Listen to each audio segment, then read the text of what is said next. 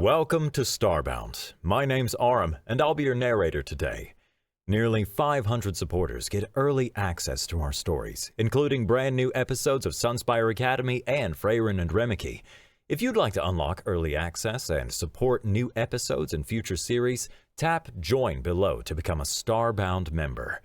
Now, let's get into today's story. I died on Mars. That's what the record says, anyway. Died a hero, they tell me. IED took out my patrol, blew me to pieces. My wife got the flag. My little girl got to grow up without her daddy. Except, I didn't die. The pain came first. Liquid fire pumping through atrophied veins, combat drugs hitting a system shut down for 15 years. Then the cold, bone deep, the kind that comes from being frozen solid for more than a decade. I'd have screamed if my throat worked. Red emergency lights strobed across my vision. Diagnostic messages flickered through my head like machine gun fire. Sleeper Cell Alpha activated. Primary directive: sabotage and destruction of Tarusi military capabilities. Earth colony Epsilon has been destroyed. 30,000 casualties confirmed. Total war authorized. The computer voice sounded flat, emotionless, like it wasn't announcing the death warrant for an entire species. My muscles spasmed as secondary systems came online. Titanium-laced bones creaked. Subdermal armor plates shifted under my skin. Combat implants connected to my nervous system, sending jolts of agony through pathways dormant for too long. I remembered the deal. What they'd told me was the deal. Terminal wounds on Mars. Experimental program. Chance to serve my country again. Just sign here, Sergeant Blackwood. Then nothing but fragments. A blonde woman's face, laughing. A little girl running across a yard. Pain. Doctors with cold eyes, needles, electrodes. Pain. The cryopod's lid retracted with a hydraulic hiss. Emergency rations and water waited beside a weapons cache. A custom reinforced combat shotgun, monomolecular blade, programmable explosives. How thoughtful, I muttered, my voice a gravel pit. They remembered my birthday. My systems fed me the situation. Hidden installation beneath a Tarusi military mining facility, deep in their territory. 72 hours until Earth's fleet arrived. Plenty of time to raise hell. I armed myself, muscle memory taking over despite the decade-and-a-half gap. When I checked the shotgun's action, something flashed in my mind. Teaching someone to shoot. Small hands fumbling with the safety. Emma. That was her name. The memory vanished like mist under desert sun as my combat drugs adjusted, suppressing the distraction. I had work to do. The first Tarusi died without knowing I was there. 7 feet tall, built like a linebacker with gray skin and a face that looked like it had been carved from stone with a dull chisel. Their kind had evolved on a high-gravity world with a toxic atmosphere. Made them tough. Not tough enough. My blade slipped between armored plates at the neck, finding the cluster of nerve endings their species used instead of a spine. The second guard turned at the wet sound, bulging yellow eyes widening. His weapon came up, some kind of plasma rifle, all glossy casing and blinking lights. My shotgun answered before he could fire. The specialized round punched through his chest plate like it was cardboard, spraying the wall behind him with gray-green gore. I took their weapons, more out of habit than need. Tarusi tech was garbage. Flashy, over-engineered garbage that overheated after 3 shots. Give me human hardware any day. Simple, reliable, deadly. My tactical display highlighted the route to the facility's control center. Time to introduce myself to the neighborhood. Human detected in Sector 7. All security teams respond. The facility had gone from quiet efficiency to chaos in minutes. Alarms wailed, gray-skinned warriors fled in panic. Security teams rushed in with their fancy weapons and minimal training. I moved like a ghost through maintenance tunnels, my enhanced muscles carrying me faster than any normal human could move. 15 years ago, they'd rebuilt me from the scraps the IED left behind, reinforced my skeleton, doubled my muscle density, packed my bloodstream with nanomachines that could clot a wound in seconds. They'd made me a monster to fight monsters. Ironic how that worked out. I reached the power core without resistance. The Tarusi had grown complacent in their superiority, never imagining prey could become predator. My tactical systems highlighted the critical junctions, the places where a little boom would cause a big bang. "I'm supposed to be here." The voice came from behind me. I turned, weapon ready. An older Tarusi stood there, dressed in engineer's coveralls rather than security armor. He had the look of someone who'd seen too much, the alien equivalent of a 1,000-yard stare, maybe. "You're one of the sleepers," he said in passable English. "The military said you were propaganda. Ghost stories humans told to make themselves feel better." Do I look like a ghost story? I aimed my shotgun at his chest. "We're not all the same," the engineer said. "Many of us protested the attack on your colony. The military faction forced it through. They thought humans were getting too efficient at resource extraction, threatening our economy." Information worth reporting. Part of me noted that. The rest of me didn't care. "Our people were voting on a formal alliance," the engineer continued. "Then the hardliners seized control, executed the opposition. My brother was among them." Something in his words triggered a flash of memory. Signing papers while Catherine cried, promising to come home safe. My hesitation lasted less than a second before my programming kicked in. Combat drugs flooded my system, wiping away doubt. "Sorry about your brother," I said, and pulled the trigger. I killed him quick, professional courtesy.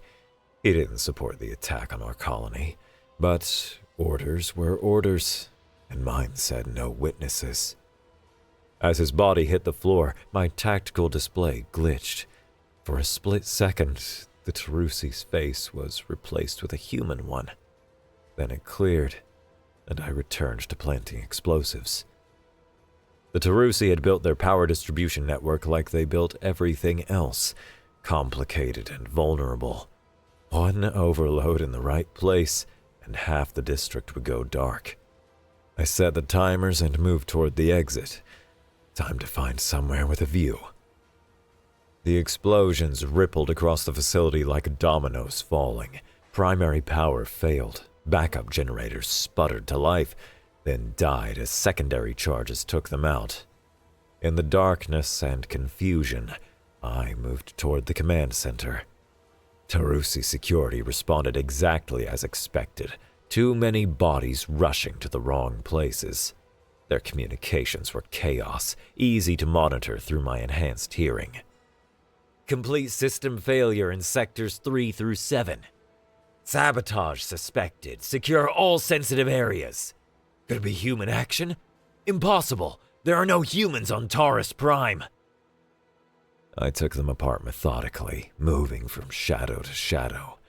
Their armor might stop their own weapons, but my shotgun punched through like it was paper. When I ran low on ammo, I switched to the blade. When a group cropped me in crossfire, I triggered my tactical cloak. The layer of photoreactive material bonded to my skin that bent light around me for brief periods. 15 minutes and 13 dead Tarusi later, I reached the command center. The facility commander had barricaded himself inside, frantically sending distress signals. 7 feet tall like all his kind, but fatter, softer. He wore an ornate uniform with too many medals. His yellow eyes widened when I kicked in the door. "Impossible," he wheezed in accented English. I smiled. It wasn't a nice smile. "Surprise." He lunged for an alarm panel. I shot him in the arm, spinning him around. "Let's talk," I said, keeping my shotgun trained on him. "Colony Epsilon. Why?" "Economic necessity," he sneered despite his pain. "Your kind spreads like a disease. The council voted 30,000 civilians. For economics." He drew himself up, mandibles clicking in what I recognized as their version of contempt. "Unnecessary culling. Your colony was merely the first. We have plans for—" I shot him in the face before he could finish. Some guys just can't stop bragging. The command terminal gave me what I needed: defense grid layouts, military response protocols, deployment patterns. My built-in systems copied everything, compressing and encrypting it for later use. As I worked, another memory surfaced. Catherine in our kitchen, tears in her eyes, hand on her belly. "It's positive, Jack. We're having another baby." My joy. I promised to come home safe. Then the memory of doctors explaining how they'd optimize my recall. Non-essential memories would be suppressed. Necessary sacrifices to create the perfect soldier. Had they lied to me about Catherine? About Emma? An alert from my tactical system interrupted the dangerous thought. Military response units inbound. Time to move. I commandeered a transport from the loading dock, a heavy mining vessel built for rough terrain. As I bypassed its security and hotwired the engine, a sound caught my attention. Movement in the cargo hold. Too small to be an adult Tarusi. I found the kid hiding behind a stack of equipment crates. 4 feet tall, skinny for his kind, with the grayish-green skin of adolescence. Couldn't have been more than 10 by their standards. He clutched a small data device like it was a lifeline. My targeting system locked onto vital points automatically. Executable threat. Primary mission protocols clear. Kill all Tarusi. The kid stared at me, terrified but defiant. "Are you going to kill me too?" My finger tensed on the trigger. Then my targeting display glitched. For a split second, Emma's face overlaid the alien child's. System error, cognitive dissonance. "What's your name?" I heard myself ask. "Grohl," the kid said. "My parents were government officials. They killed them 3 days ago for opposing the attack on your people." Interesting. Potentially useful intelligence. That's what I told myself anyway, as I lowered my weapon. Stay quiet and do exactly what I say. Rationalization is a hell of a thing. The transport rumbled across barren terrain as dawn broke over Taurus Prime. Inside, Grohl watched me with wary eyes. "Why didn't you kill me?" he finally asked.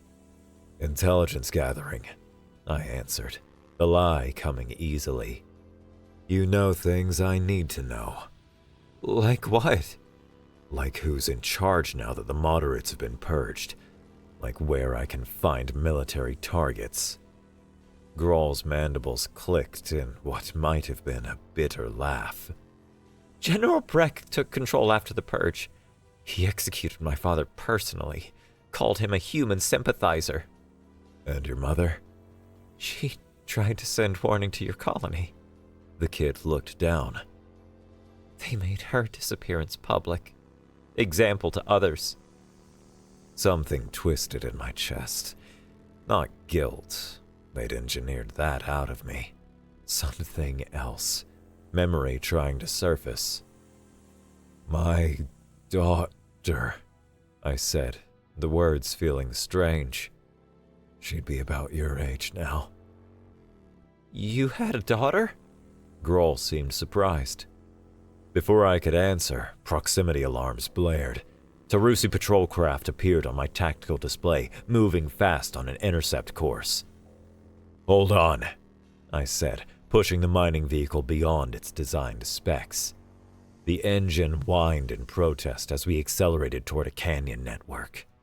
The first shots from the patrol craft cut the air above us, superheated plasma that would melt through our armor like butter if it connected. I swerved, taking us into a narrow ravine where the larger vehicles would struggle to follow. They're still coming! Grohl shouted as the transport's primitive sensors showed the craft adapting, slowing to navigate the tight space. Good. I triggered a subsystem I'd been saving. Pain lanced through my right shoulder as military-grade hardware activated, dermal layers splitting as a micro-missile launcher emerged from beneath my reinforced skin. My targeting system linked directly to my visual cortex, letting me line up the shot without conventional sights. Grohl made a sound somewhere between awe and horror as the missiles launched. 3 hypersonic projectiles streaked toward the pursuing craft. 2 direct hits, 1 near miss. The canyon lit up with secondary explosions as their power cores overloaded. How did you do that? The kid asked, staring at the weapon now retracting into my flesh. Not important, I grunted, focusing on driving as the wound sealed itself. What's important is they've called for backup, and this vehicle is now trackable. We need somewhere to lay low. Grohl hesitated, then pointed to a spot on the rudimentary nav system. Mining outpost there. Automated most of the time. Might have communications we can use. Smart kid. I adjusted course, pushing the damaged transport as hard as it would go. The outpost stood empty, a cluster of prefab buildings surrounded by heavy equipment. I rigged the transport with remaining explosives before we abandoned it. A little surprise for whoever came looking. Stay hidden, I told Grohl, securing him in a maintenance shed. If I'm not back in 30 minutes, assume I'm dead and run. The kid nodded solemnly. Too old for his age. War does that. I activated my tactical cloak and slipped into the outpost's communication center. Standard setup, minimal security. I accessed their network and downloaded everything I could find. What I discovered chilled even my engineered heart. Earth's response to the colony massacre had begun. A massive fleet had entered Tarusi space without warning or communication. They were systematically destroying everything they encountered. Military vessels, civilian transports, research stations. No discrimination. No prisoners. Extinction-level response, one panicked report read. Unknown warship configuration, unprecedented firepower, planetary defenses inadequate. Pride and horror battled within me. This was what we'd feared during first contact. That someday we'd face an alien threat that required full mobilization. Instead, we'd become that threat to someone else. As data streamed into my systems, a diagnostic subroutine triggered a cascade failure in my memory suppression protocols. Images flooded my mind. A sterile room. Military doctors with cold eyes. Catherine's face on a screen. Subject requires extensive emotional reconfiguration, A woman in a lab coat was saying. Family attachments create operational vulnerabilities. Show him the simulations again, ordered a gray-haired man with general stars. Terrorist attack on his home. Wife and daughter dead. He needs the proper motivation. Simulation? I asked, strapped to the table. What simulation? Family died while you were deployed, Sergeant Blackwood. The General's voice was practiced, smooth. We're helping you process your grief constructively. No, I'd said, fighting the restraints. You're lying. I just talked to Catherine yesterday. She's pregnant. A nod from the General, a needle in my arm. Darkness. They'd lied. Catherine and Emma hadn't died. I'd been the one declared dead. A hero lost to war, while they rebuilt me into something else entirely. And if they were alive 15 years ago, where were they now? An alert from my tactical system snapped me back to the present. Movement outside. I checked the external cameras and cursed. Tarusi scavengers, half a dozen, heading toward the maintenance shed where I'd left Grohl. I killed 5 of them before they knew what was happening. The 6th managed to trigger an emergency beacon before my blade found his throat. Sloppy. Now every Tarusi military unit in the region would converge on our position. Grohl was unharmed, but shaken. They said you humans were weak, he said as we ran from the outpost. Physically inferior, dependent on technology. Propaganda, I grunted, scanning for pursuit. Your military needed your people to believe they could win a war against us. Can they? I thought about the fleet reports, the methodical destruction of everything in its path. No. We needed to move faster, and the outpost had nothing suitable left. My original objective, the communications hub, would be on high alert by now. Any other options? I asked Grohl. Need to hit their defense grid before the fleet arrives. The kid hesitated, then nodded. My parents had friends, other moderates. They operate a hidden starport in the western mountains, security evacuation site in case things went bad. Things have gone bad, kid. They might help us, especially if it could mean peace with humans. Peace. The world felt strange, not part of my programming. But we needed options, and my tactical systems confirmed the logic. New approach vector, unexpected allies, better chance of mission success. Lead the way, I said. We traveled cross-country for hours, avoiding roads and settlements. My enhanced body handled the harsh terrain easily, but I found myself carrying Grohl when his smaller frame tired. Not part of the mission parameters. Not logical. More memories surfaced as we moved.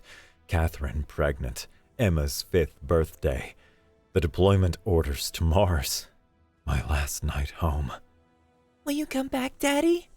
Emma had asked, so serious for a child. Always, I'd promised. Nothing can keep me away from you and Mom. Liar. By the time we reached the coordinates Grohl provided, night had fallen. My tactical display showed a hidden facility built into the mountainside. Heat signatures, power generation, communication arrays disguised as natural formations. Also, weapons fire. The facility was under attack. Government forces. Grohl whispered, recognizing the aircraft. They're hunting down the last moderates. I assessed the situation. 24 Tarusi troops with standard military gear. Aircraft providing support. The defenders were pinned down, outgunned. Not my fight. Not my mission. Stay hidden, I told Grohl, setting him down behind a rocky outcrop. Where are you going? I chambered around in my shotgun. To make new friends. The Tarusi never saw me coming. I hit them from behind, my first shots taking down their command unit. Confusion rippled through their ranks as soldiers fell to an invisible attacker.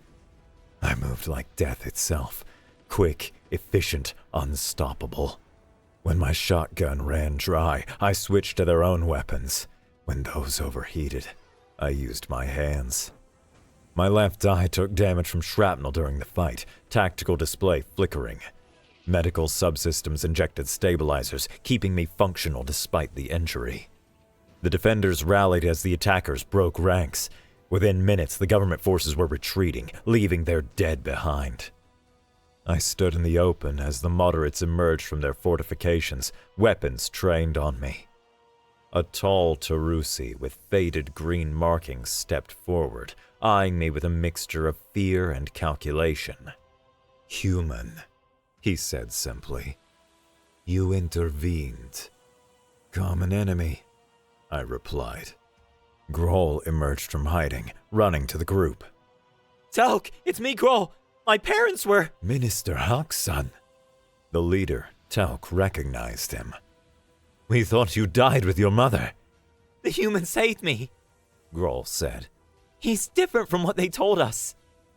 Telk studied me, mandibles clicking thoughtfully. "Different how? He just killed 20 of our kind." "Bad guys, Grohl insisted. like the ones who killed my parents. He could have killed me too, but he didn't." Telk gestured toward their hidden facility. "Perhaps we should continue this discussion inside, before reinforcements arrive." As the moderates led us inside, I transmitted the encounter data to my mission logs. New variables, potential assets, mission parameters adjusting. That's what I told myself anyway. "Earth's fleet will be here in less than 30 hours, I explained to Telk and his leadership council. "They're carrying planet killer weapons, Nova-class atmospheric ignition devices." The aliens exchanged glances, their version of going pale. "Total extermination," Telk muttered. "This is what we warned the council would happen." "I need to reach your defense grid control center," I continued. "If I can disable your planetary shields, the fleet will achieve orbital supremacy quickly. Minimize casualties on both sides." "Minimize?" One of the other leaders scoffed. "You just said they plan to burn our atmosphere." "I can contact them," I said. "Provide intelligence. Target military installations instead of population centers." "Why would you want this?" Telk asked. "You were sent to facilitate our destruction." I had no good answer. My programming insisted on maximum Tarusi casualties. My tactical assessment suggested a surgical strike would achieve primary objectives more efficiently. Something else, something buried deeper, whispered that 30,000 human deaths didn't justify genocide in return. "Help me reach the communications hub," I said instead. "In exchange, I'll help evacuate your people." "How many?" I calculated quickly. "However many ships you have, priority to children and those with skills for rebuilding." Telk conferred with his council, then nodded grimly. "We accept. But know this, human. If you betray us, none of us will survive to regret trusting you." The assault on the communications hub went better than expected. With inside knowledge from the moderates and my combat capabilities, we breached their defenses in minutes. I accessed their main communication system while Telk's fighters secured the perimeter. Using sleeper cell protocols, I established direct contact with the approaching human fleet. Admiral Harker appeared on the screen, silver-haired, hard-eyed, wearing a uniform I didn't recognize. 15 years brings changes. "Sleeper Cell Alpha reporting," I said. "Mission parameters near completion. Requesting instructions regarding civilian evacuation." Harker's eyes narrowed. "Identify yourself properly, operative." "Sergeant Jack Blackwood, ID 0013-SC, originally deployed to Mars, repurposed for Operation Sleeper Cell." Blackwood. Harker checked something off screen. "You're supposed to be dormant until the bombardment begins." "Circumstances required early activation. Colony Epsilon is being avenged." Harker cut me off. New Hampshire-class destroyers are clearing a path for the dreadnoughts now. Nova deployment authorized at 0600 tomorrow. Sir, I've identified a moderate faction opposed to the colony attack, requesting targeting adjustment to spare evacuation denied. Parker's voice was flat. The time for distinction is past. Earth has authorized total response. These people tried to warn our colony, I pressed. The government executed them for it. Unfortunate collateral damage.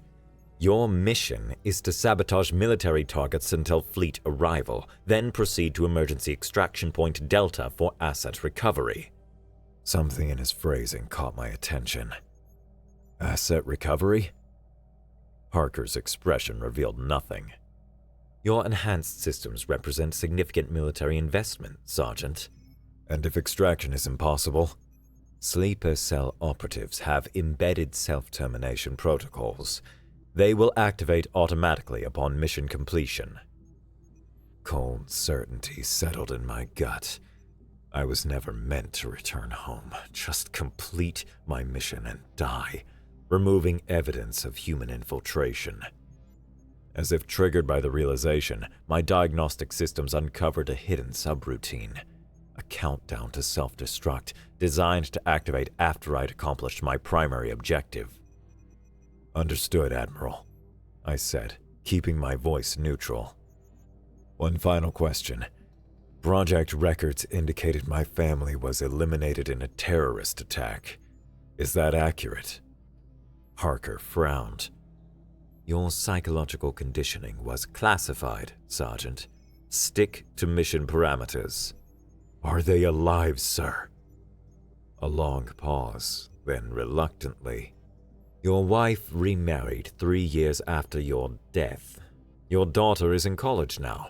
The pregnancy resulted in a son. That's all I know. Son. I had a son I'd never met. Thank you for confirming that, sir, I said. Blackwood out. I closed the channel and turned to find Telk watching me. Your leaders intend to destroy our world, he said. It wasn't a question. Yes. And you? I accessed the hub systems, beginning the process of disabling the planetary defense grid, my primary mission objective. But I also did something else. Transmitting the moderate faction's data across all channels, proof of their opposition to the colony attack, evidence of their attempted warning. I'm creating options, I said. The next hours passed in a blur of movement and combat. With Earth's fleet approaching and planetary defenses failing, Taurus Prime descended into chaos. We fought our way to the hidden starport, now the last hope for the moderates. My damaged system struggled to maintain combat effectiveness. Warning indicators flashed constantly. Left eye at 40%, 2 ribs cracked, combat drug reserves critical. Memories continued to surface as my suppression protocols failed. Catherine's face when I shipped out to Mars. Emma's tears. The pregnancy test on the bathroom counter. The future we'd planned together, erased by men in dark suits and military doctors with cold eyes. The starport was under siege when we arrived. Tarusi military units had the same idea as us, secure evacuation ships.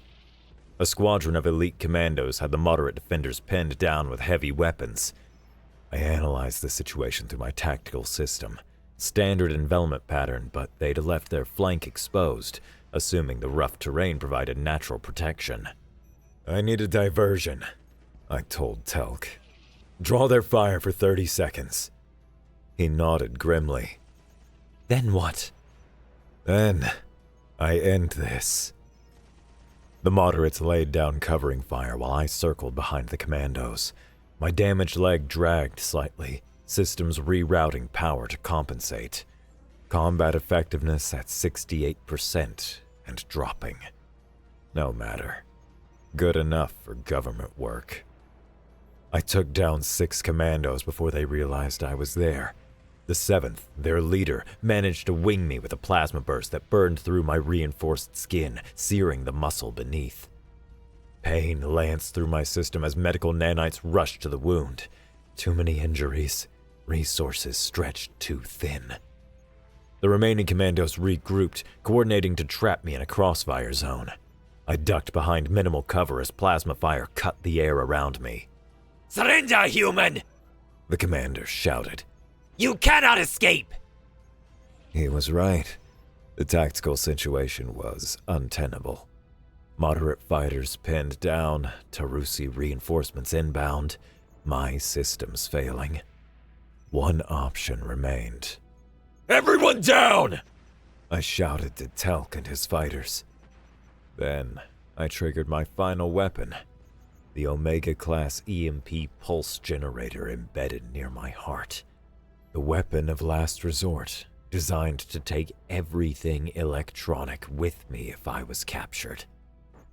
Pain, beyond description as my core power rerouted. A visible wave of blue energy erupted from my body, expanding outward in a 500-meter sphere. Every Tarusi electronic device within range died instantly. Weapons, communications, neural implants. The commandos collapsed, their augmented nervous systems overloaded by the pulse. The few who remained standing were easy prey for Telk's fighters. I fell to one knee, systems crashing. Secondary power cells struggled to maintain basic functions. Combat effectiveness at 35% and falling rapidly. Right leg mobility at 20%. Visual feed flickering. Telk helped me to my feet. What did you do? Leveled the playing field, I gasped. Now get your people on those ships. As the moderates prepared for evacuation, my emergency transponder received an automated update from Earth's fleet. First strikes in 4 hours. Initial targets: military installations, government centers, major cities. Total projected casualties: 4.2 billion. The starport could accommodate perhaps 2,000 evacuees. A fraction of a fraction. We need to prioritize, I told Telk as technicians prepped the ships. Children first, then those with skills for rebuilding. Engineers, doctors, teachers. What about you? He asked. There's space. I showed him my diagnostic readout. My power core is compromised, leaking radiation. I'd be a death sentence for anyone sharing a ship with me long term. He processed this, then asked the question I'd been avoiding. If not with us, then where will you go? I looked to the sky, where soon Earth's warships would appear. To make a case for your people. As the first ships began launching, Tarusi military forces made one final desperate push to take the starport. Heavy artillery pounded our position as elite troops attacked from multiple vectors. Go, I told Telk. Get the last ship ready. I'll buy you time. You'll die. I checked my shotgun. 2 rounds left. Not planning on it. I moved to the starport entrance, positioning myself where I could control the approaches. My tactical systems were barely functioning, but 15 years of combat enhancements don't disappear overnight. They came in waves. I met the first with my remaining shotgun rounds, the second with a commandeered Tarusi rifle. When that overheated, I used my bruised and bloodied hands. But even a weapon like me has limits. A lucky artillery strike caught me in the open, the blast throwing me against a wall hard enough to rupture my primary cooling system. Core temperatures rising to dangerous levels, systems failing in cascades. I dragged myself back inside as distant flashes lit the horizon. The first orbital strikes beginning. Earth's retribution had arrived. Telk found me, helped me to the last ship. We saved a spot for you. I shook my head, showing him the radiation warning flashing in my diagnostic display. I'd kill everyone aboard within a week. but I can still reach the fleet, buy you time to escape. He studied me, alien eyes unreadable. Why are you doing this? Your mission was our destruction. I thought of Catherine, of Emma, of the son I never meet. Because they made me a monster, I said. But they couldn't quite unmake the man.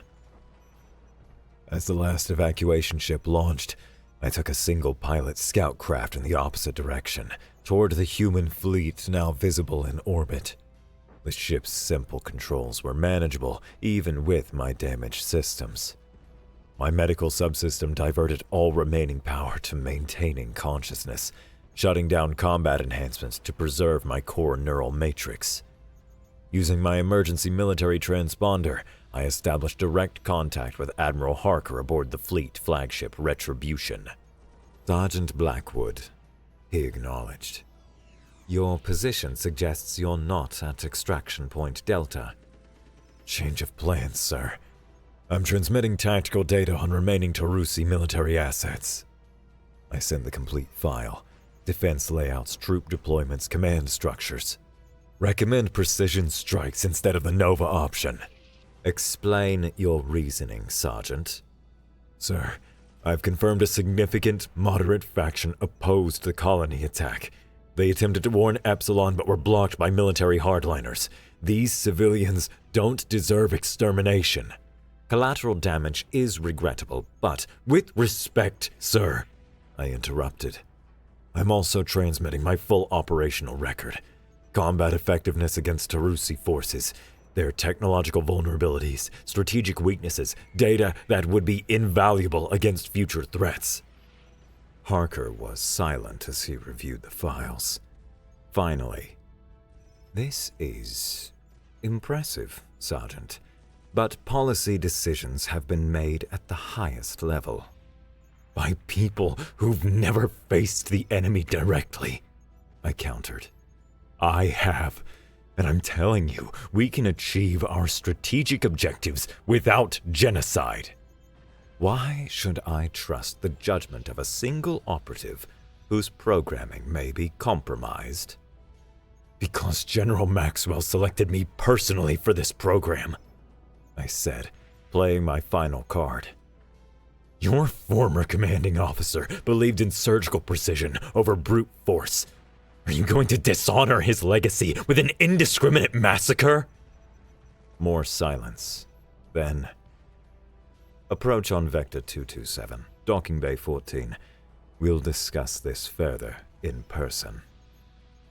As my scout craft adjusted course, I accessed one last system, the fleet's direct Earth communication array. Military-grade encryption wouldn't stop me. I was built to break exactly those kinds of barriers. I had one message to send. Catherine Blackwood. Residence formerly listed as 1478 Oakwood Drive, Springfield, Virginia. This is Jack. I didn't die on Mars. Government classified project. Long story. I'm alive. I remember you. I remember Emma. I just learned about our son. I love you all. Depending on how things go here, I might even see you again someday. Authentication code. Firefly-7903-Tango. Our first date. The movie we saw. The restaurant after. Details only I would know.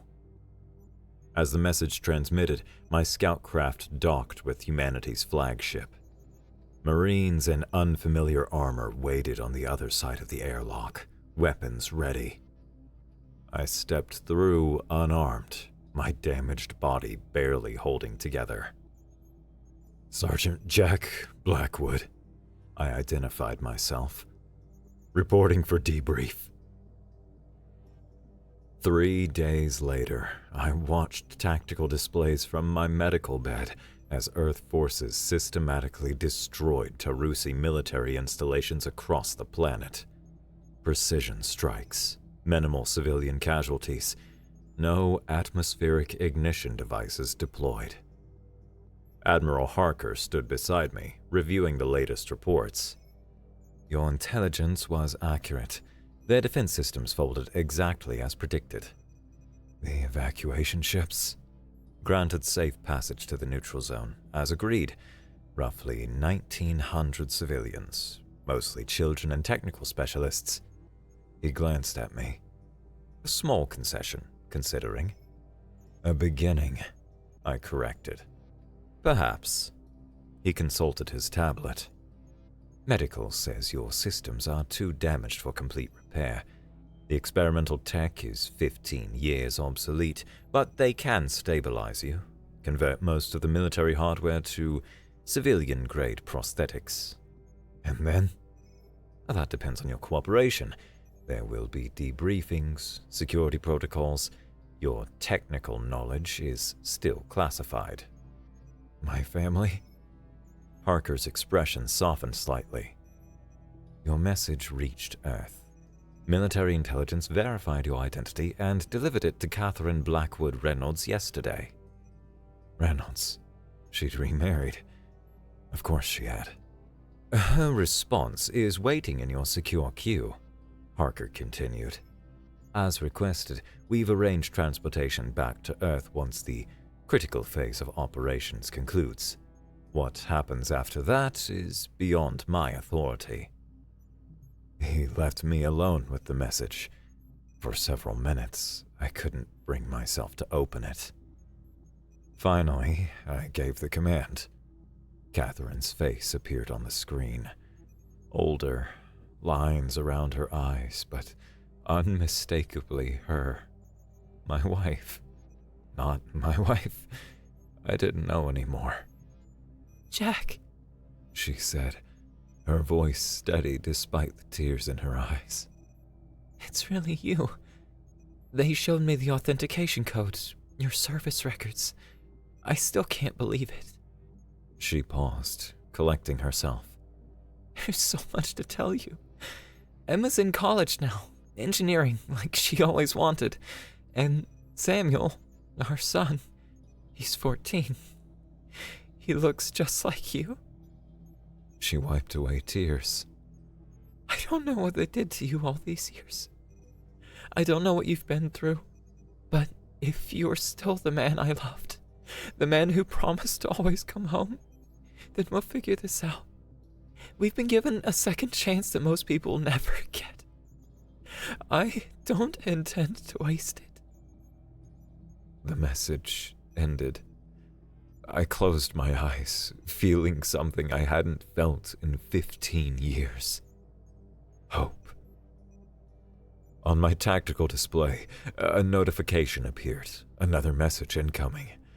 From Groll, somehow transmitted from the evacuation fleet via diplomatic channels.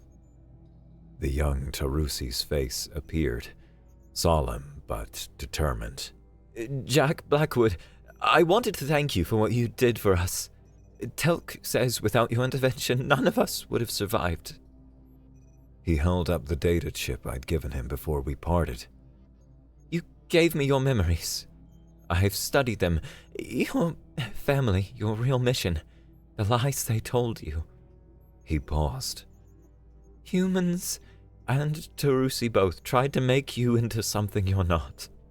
But in the end, you chose to be something better than what either side wanted. The kid looked up, suddenly seeming older than his years. My father believed our peoples could find peace someday. Now, because of you, some of us survived who share that belief. Perhaps that's enough to build on. As the message ended, I looked out my viewport at Taurus Prime below. Fires still burned where precision strikes had hit military targets, but most of the planet remained intact. Billions of civilians spared the fate that had been planned for them. One man couldn't undo the deaths at Colony Epsilon, couldn't prevent the war that followed, but perhaps one man could keep vengeance from becoming extinction. My tactical display showed ship movements. Earth vessels establishing control of Tarusi space. A notification appeared, confirming my transport home would depart in 6 days. Home. After 15 years as a weapon, I was going home. The politicians had named it Operation Sleeper Cell, but they never understood what truly lay dormant inside their perfect weapons. Not just programming and enhanced muscle, but the one thing no military science could ever fully erase. A human heart.